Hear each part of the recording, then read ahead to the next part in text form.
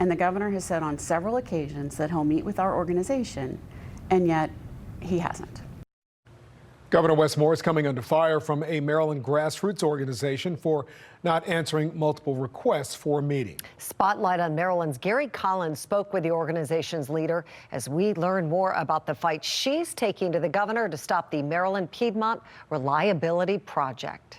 One community leader says it's time for the governor to stand with his constituents that stand in the path of a 500,000-volt power line. Joanne Frederick, the founding board member of the citizen opposition group Stop MPRP, says hundreds of Marylanders are getting fed up by Governor Moore ignoring their meeting demands about their most important concern, the future of their home and property. Why hasn't he met with us?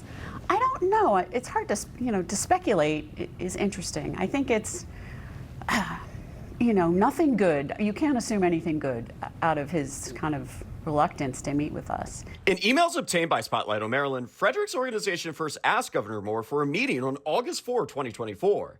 This was followed up with several more requests. Then, on April 16, an email showed Frederick called for yet another meeting with Governor Moore after PSCG, the developer behind the 70-mile Piedmont Power Line project, filed a federal lawsuit against Marylanders. Spotlight on Maryland has confirmed Governor Moore met with both PSCG and the region's grid operator late last year behind closed doors. You look at what's happening in the state of Maryland. Governor Moore last week. I spend every day in my communities. Yep. Yeah. So I spend every day, I go out and I talk to the farmers. Was on a New York City media tour, including an appearance on The View. I think this is actually a really powerful moment because I think that, people are seeing the power of the president and the power of Washington. But I think what people are also seeing is, what's the power of governors? Yep. Yeah. Right? Yeah. What's the power of states? What's the power of the people? That's true. And we have a 2028 presidential candidate and the governor of Maryland, Wes Moore, is here. How are you, my brother? It's good to be back, man. It's good to be back. Good. The governor also appeared last week on the national radio show, The Breakfast Club. I remember when we said our vows. This shows you how corny I was when we first got married.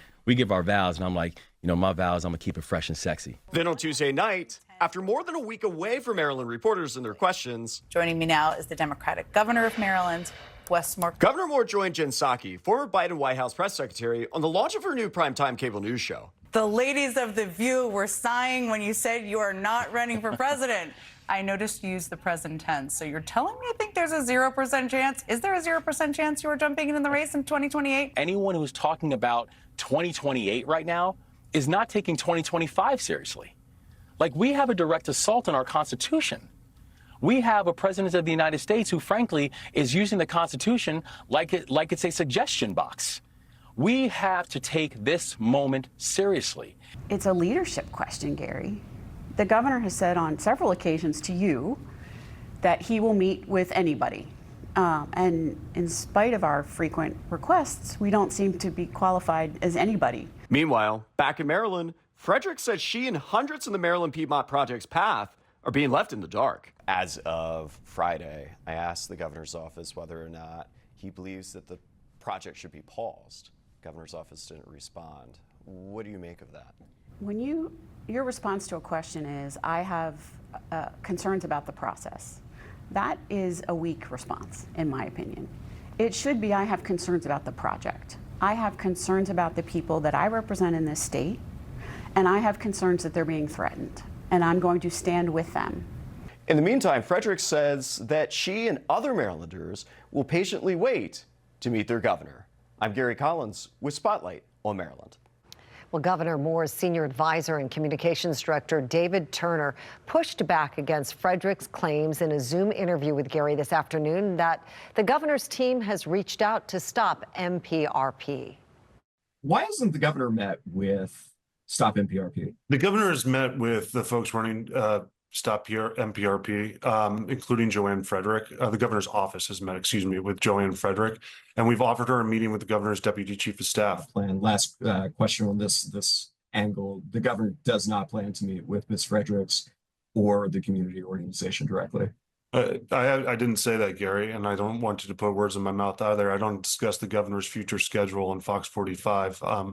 But the governor, we're going to continue having conversations with that group, and we understand that community involvement is very important, and we're going to listen to their concerns. Spotlight on Maryland also pressed the governor's senior advisor on the future of the transmission project.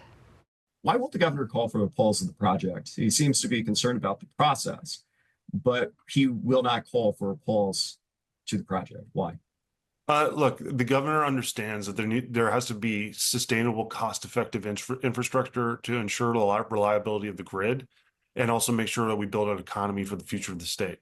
But this approach has to put people first. And Just follow up on that, though. You know, it sounds like the governor is not calling for a pause to the project. He's calling for a better process. Is that a fair assessment? I think I've been clear with my answer, Gary. So the answer is. The answer is exactly what I just said. He recognizes the need for sustainable infrastructure and also the importance of community input, and he's going to continue to recognize that. Hi, I'm Maxine Stryker. Thanks for watching. Don't forget to like this video and subscribe to our channel, and check out Fox Baltimore on social media to find more stories like this.